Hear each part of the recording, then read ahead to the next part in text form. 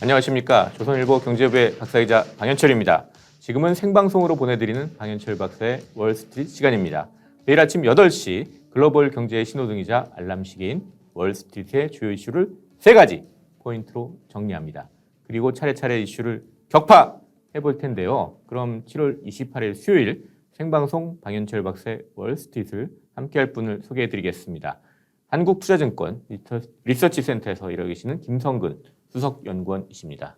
안녕하십니까? 네, 안녕하십니까.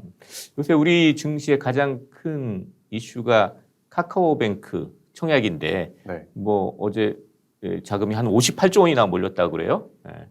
김명구 의원은 뭐 청약 넣으셨어요? 카카오뱅크에? 아니요, 저 이번에는 넣지 않았습니다. 왠지 경쟁률 딱 보고 네. 이번에도 한 주 정도 얻겠구나 네. 싶어서 한 주 정도 받는 것 같아요. 청약 넣으면. 그래서 한 주 따위는 안 본다. 이번에는 하지 않기로 했습니다. 아니, 농담입니다. 예. 자, 그럼 본격적으로 좀 시작하기 전에 지난 밤에 월가에서 어떤 일이 있었는지 알아보도록 하겠습니다. 28일 새벽에 끝난 월가 증시에서 다우지수는 0.2%, S&P 500은 0.5%, 나스닥은 1.2% 하락했습니다. S&P 코올로지 케이스 실러가 집계한 5월 전미 주택 가격 지수는 전년보다 16.6% 올랐습니다. 역대 최고 상승폭입니다. 컨퍼런스 보드가 발표한 7월 미국 소비자 신뢰 지수는 129.1로 작년 2월 이후에 가장 높았습니다. 자, 오늘의 월스트리트 3가지 포인트로는 첫 번째, 테크주 꼭지에 다 왔나? 두 번째, 1000% 늘어난 인플레 언급. 세 번째, 미국 집값 고공행진. 이렇게 3가지로 꼽았습니다. 자, 이제 이 3가지 포인트를 가지고 이슈를 하나하나 격파해 보도록 하겠습니다. 일단 첫 번째 이슈, 테크주 꼭지에 다 왔나? 입니다. 사실 오늘 새벽에 그 월가 증시에서 빅테크들 중에 주요 기업들이 좀 실적을 발표했어요. 그러니까 마이크로소프트, 애플, 알파벳, 그러니까 구글의 모회사 이제 3군데가 발표했는데 요거 이제 장 마감하기 전에 장 마감한 후에 이제 발표했는데 장중에 상당히 저 기업들 주가가 확 떨어졌어요. 그러니까 예컨대 애플은 1.5%, 알파벳은 1.6%, 마이크로소프트 0.9% 이렇게 하락을 했습니다. 근데 세 기업만 하락한 게 아니라 페이스북도 마이너스 1.25%, 또 아마존도 2% 하락했어요. 예. 그래서 아니 이렇게 실적에 대한 기대가 되게 높은데 이 테크주 주가는 왜 이런가 갑자기 또 궁금해지는 것 같아요. 특히 또 테슬라 같은 경우에 어제 그 상당히 좋은 실적을 발표해서 어닝 서프라이즈라고 했는데 2% 가까이 또 하락해 버렸어요. 예. 일단 실적들은 괜찮게 나왔죠. 네, 그렇죠. 어떻게 좀 나왔는지 좀 얘기 좀 해주시겠어요? 네. 일단 실적 전반적으로 봤을 때는 예상치를 상회한 거는 분명 맞고요. 네. 그래서 그런 부분에서 봤을 때 일단 실적만 놓고 봐서는 분명 주가에 좀 상승 요인이 되는 거는 맞는데 이제 그 좀 월요일부터 좀 계속 나왔었던 그 중국 테크 규제 이슈 이 부분이 약간 부담 요인으로 작용했던 것 같습니다. 그래서 특히 좀 테슬라 같은 경우에는 그 이번에 그 어닝 실적 발표하면서 중국을 그렇게 많이 언급을 했다고 합니다. 그래서 요즘에 테슬라가 중국에 대한 의존도가 너무 높아지는 거 아니냐. 약간 이런 우려가 좀 제기가 되고 있고 그 나스닥에 상장된 지수 중에 그 골든 드래곤 인덱스라고 있는데 이게 결국에는 미국 시장에 상장된 그 중국 매출 비중이 높은 기업들을 모아놓은 지수거든요. 그래서 여기에 이제 뭐 대표적으로 98개 중국 기업 주가로 구성된 나스닥 골든 드래곤 차이나 인덱스 이거 말씀하시는 겁니다. 그거 맞습니다. 그래서 그 지수랑 그 테슬라 지수랑 테슬라 가격이랑 같이 비교를 해보면은 상당히 유사하게 그 움직이거든요. 그래서 이번에 그 나스닥 그 골든 드래곤 지수가 큰 폭으로 좀 조정을 받았는데 그 영향을 이제 아무래도 테슬라도 좀 받은 게 아닐까 이런 생각이 들고 이제 뭐 미국 빅테크 전반으로 봤을 때는 이제 아무래도 뭐 밸류에이션 부담감 이런 것도 있을 수 있겠고 또 미국에서도 지금 뭐 테크 규제 이 음. 부분이 계속 진행되고 있거든요. 네. 중국처럼 한 번에 이렇게 뭐 팡하고 터지는 그런 느낌은 아니지만 분명히 차근차근 계속 진행되고 있습니다. 그래서 지난달에는 그 공정위원회 장으로 이제 대표적인 좀 반테크 선두자라고 할 수 네. 있는 뭐 리나칸 위원장을 좀 임명시킨 부분도 있고 또 법사위에서 하원 법사위에서 빅테크를 좀 규제할 수 있는 6개의 그 법률을 좀 통과를 시켰거든요. 네. 그래서 그러니까 그대로 하원에서 통과한 거죠. 예. 네네.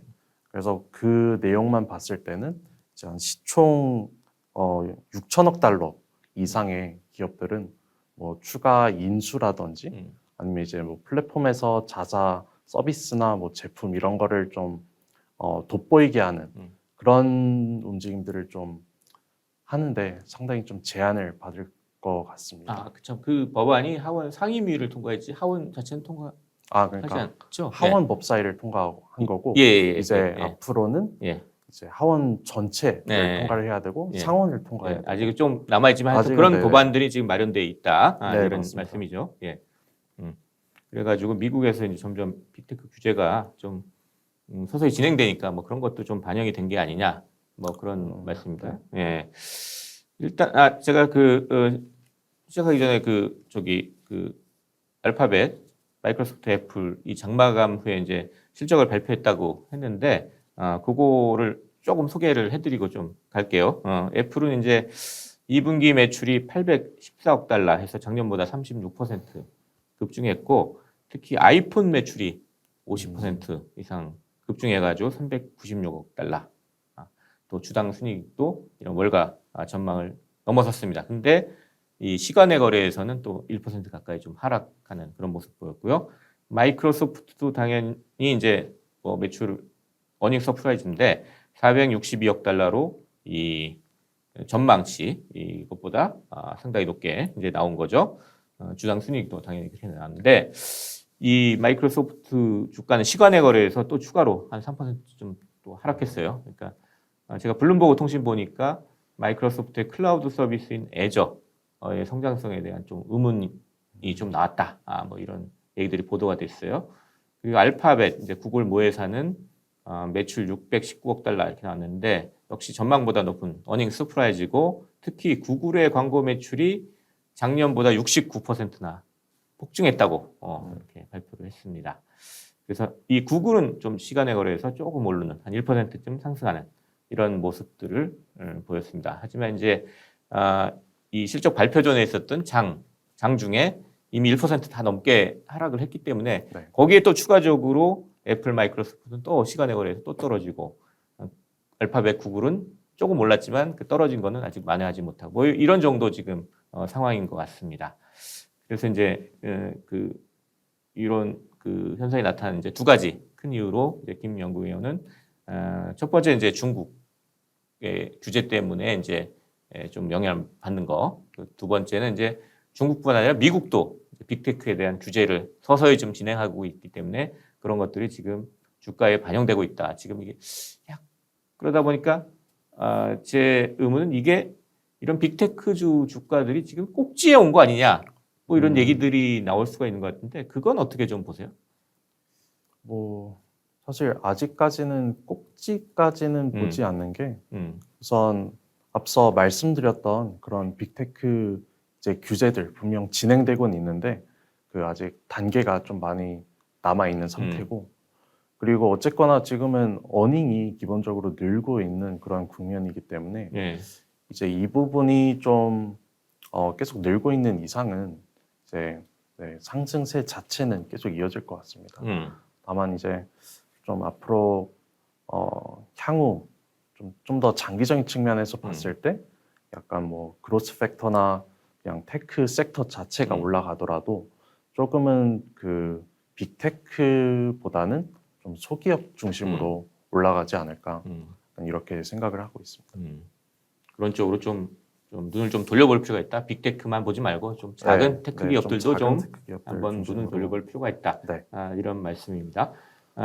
S&P 500 중에서 이제 5개 빅테크 중 빅테크 주들의 비중이 상당히 지금 높아졌어요. 그러니까 보니까 23일 기준으로 이제 한 거 보니까 애플, 마이크로소프트, 알파벳, 뭐 아마존, 페이스북 이 5개 빅테크 기업 시가총액이 S&P 500 중에 23%쯤 차지한다고 그래요. 그러니까 이 큰 빅테크들의 주가가 흔들리면 사실 S&P 500이란 그 브로드한 주가 자체도 막 흔들리게 돼 있거든요. 그렇죠. 그렇기 때문에 이 빅테크들 주가들이 어떻게 되는지 좀 관심 좀 가져봐야 될 것 같습니다. 특히 아까도 이제 김 연구원께서 얘기하셨는데 이제 나스닥 골든 드래곤 차이나 인덱스 이게 최근 3거래일 동안에 19%나 좀 네. 빠졌거든요. 근데 이제 2월 초 이제 그때 정점일 때로 따지면 한 거의 50% 가까이 지금 떨어져 있어요. 그러니까 이 중국 기업들, 그러니까 나스닥에 상장된 중국 테크 기업들이 또 이제 중국 정부의 이제 규제에 영향을 받는데 그게 이제 또 이 나스닥 자체까지 막 흔드는 이런 네. 일이 벌어질 수 있으니까 이것도 상당히 좀 주의해서 볼 필요가 있다. 그런 말씀인 것 같습니다. 자, 이렇게 해가지고 첫 번째 이슈, 테크주 꼭지에 다 왔나? 뭐 이 이슈에 대해서 좀 얘기를 해봤습니다. 다음 두 번째 이슈는 1000% 늘어난 인플레 언급입니다.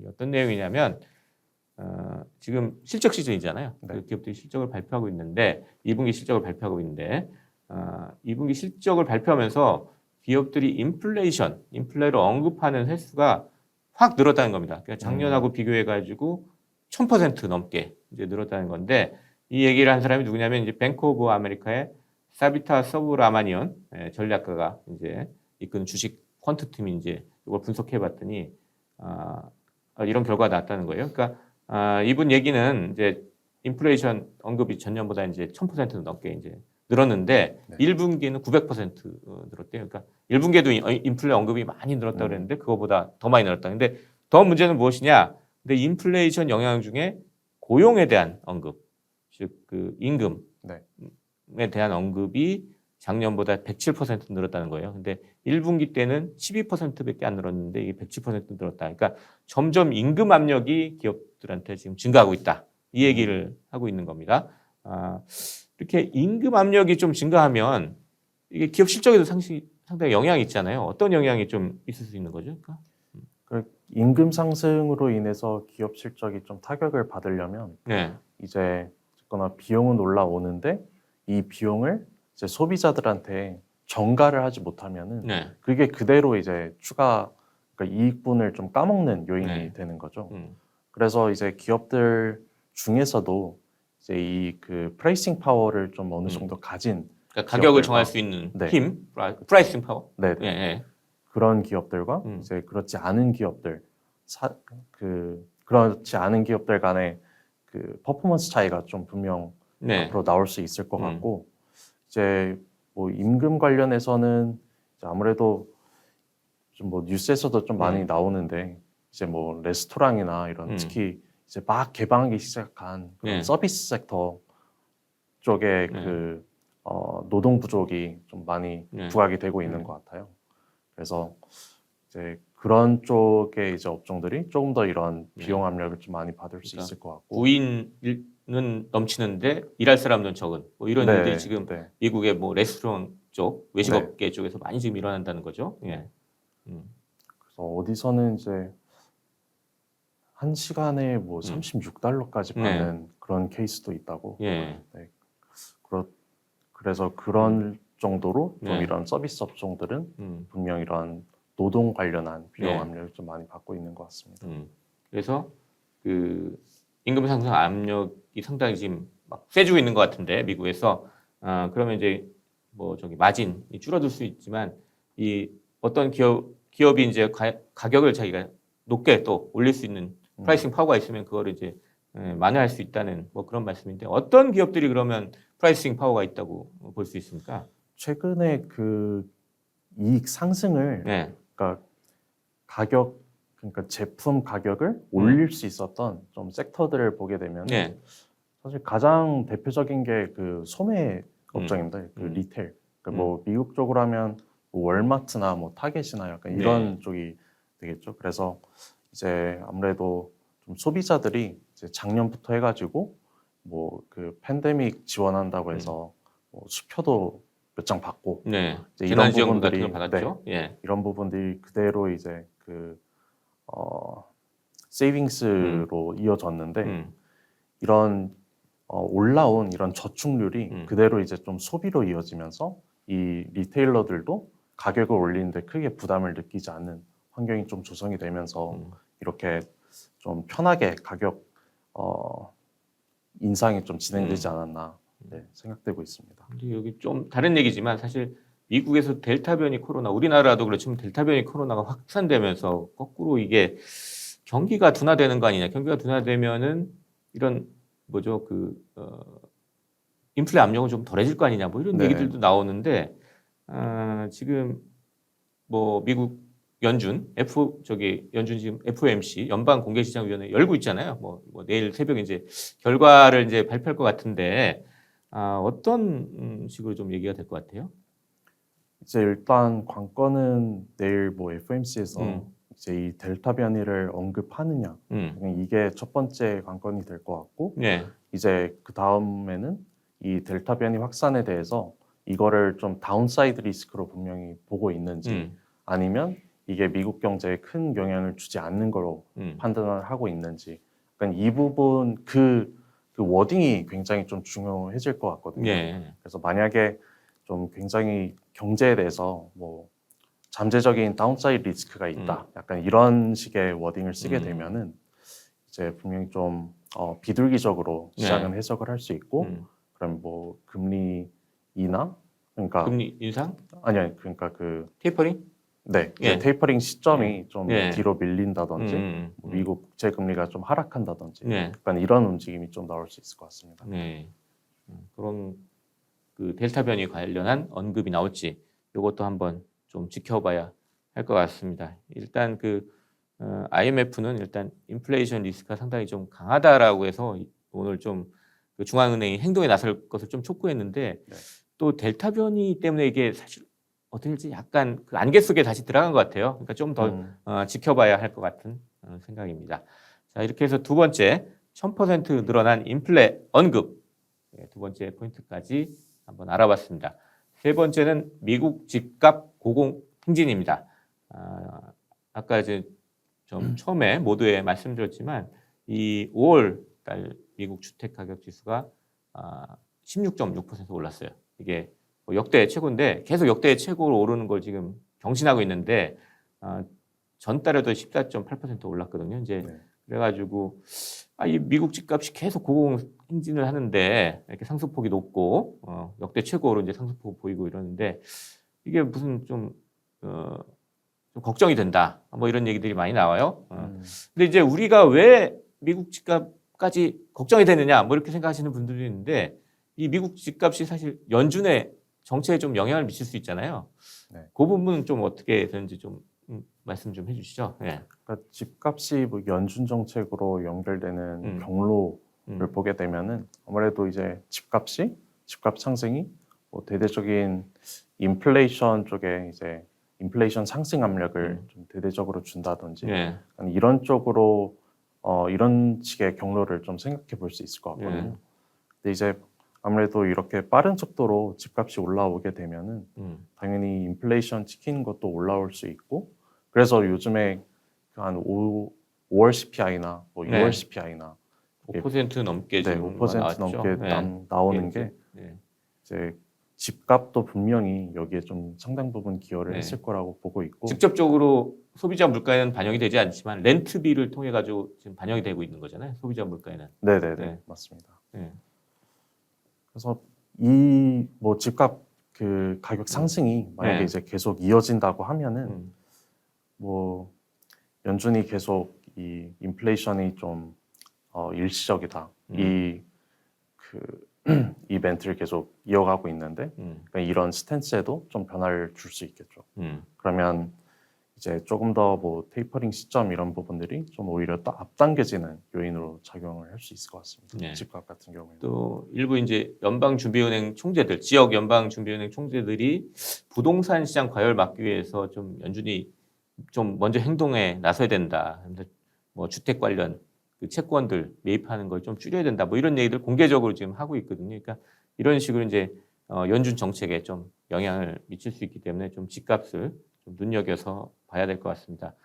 특히 이제 이번 달에는 이 지수 이제 집계한 이 기관의 이제 대표인 뭐 클레이그 라자라라는 분이 좀 한 코멘트가 재밌는데 한 달 전에 이제 상승률 보고 정말로 놀랐다. 리얼리 뭐 익스트롤디널리 뭐 이렇게 얘기했는데 이번에는 더 이상 뭐 표현할 게 찾을 수 없을 정도로 놀라운 정도다 뭐 이렇게 얘기했어요. 그러니까 이 집계하시는 분들도 이렇게 오를 줄 몰랐다 뭐 이런 얘기를 하시는 것 같아요. 그러면서 이제 이게 이제 지금 왜 이렇게 오르냐 이제 자기들 이제 여러 가지 원인들을 분석하는데 그 중에 하나로 이제 코로나 대응한다면서 주택 사시려는 분들이 대도시 아파트에서 이제 교외 주택으로 이제 이사하고자 하는 이제 열기가 돼가면서 이런 것도 있지 않냐 뭐 하면서 이렇게 좀 분석을 하는 내용을 얘기도 했습니다. 최근 이제 미국 주택 시장 보면은 이제 모기지 금리, 그러니까 장기 주택 담보대출 금리는 이제 금리 하향세 때문에 좀 떨어지고 있고, 근데 이제 하도 가격이 오르다 보니까 신규 주택이나 기존 주택 판매는 또 주춤하는 약간 좀 해석하기 어려운 모습들도 좀 나타나는 것 같아요. 네. 그러면서 이제 계속 집값이 고공행진을 하고 있는 뭐 이런 미국의 부동산 시장 모습을 좀 볼 수가 있습니다. 자, 이렇게 해가지고 세 번째 이슈인 미국 집값 고공행진 여기까지 마쳤습니다. 자, 이제 월스트리트의 세 가지 포인트를 한 줄 평으로 요약해 보겠습니다. 첫 번째, 빅테크 기업들이 좋은 실적을 발표하고는 있지만 주가가 뒷걸음쳤습니다. 이렇게 좋은 실적이 계속될지 의구심이 나오는 것입니다. 또 이미 많이 올랐다는 시각도 있습니다. 테크주 투자가 항상 좋은 수익을 주는 건 아니다 라는 것을 기억하시기 바랍니다. 두 번째, 미국 기업들이 임금 압력을 호소하는 일이 늘어나고 있습니다. 임금이 오르면 인플레가 장기화되기 쉽습니다. 이 연준은 아직 인플레가 일시적으로 끝날 것 이렇게 얘기하고 있지만 동향을 잘 살펴봐야 할 것 같습니다. 세 번째, 미국 집값이 계속 고공행진을 하고 있습니다.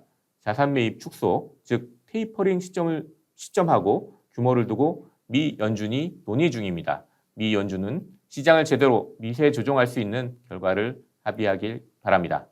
자, 이렇게 해가지고 오늘 방현철 박사의 월스트리트 거의 좀 마칠 시간이 다 돼가는데요.